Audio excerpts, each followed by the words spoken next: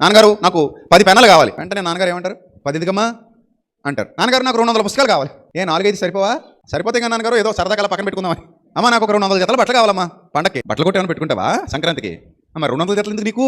ఏదైనా సరే ఒక పద్ధతి ఉంటుంది. దేవుడు కూడా నీకు ఏది పడితే అది ఎప్పుడు పడితే అప్పుడు అలా ఉండదు. మీకు అక్కరగానున్నవేవో అన్నాడు అక్కడ. అక్కర అంటే అవసరమని అర్థం.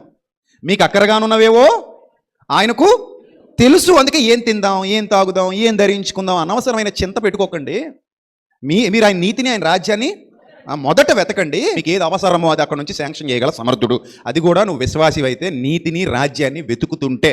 లేకపోతే నీకు పట్టింపులు ఉండవు. నేను పట్టించుకోరు ఎవరు కూడా. నిన్ను ఆయన చూడాలి అంటే, నిన్ను ఆయన దర్శించాలంటే, నిన్ను ఆయన పట్టించుకోవాలంటే మొదట నువ్వు ఆయన్ని మెప్పించాలి. ఒకడు దేవునికి ఎరుకైన వాడే ఎప్పుడు దేవుని ప్రేమిస్తే నీ గురించి ఆలోచిస్తాడు ఆయన. ప్రేమ లేనప్పుడు నీ గురించి ఆయన అసలు ఆలోచించాడు. అందుకే మొదట ఆయన నీతి, ఆయన రాజ్యం.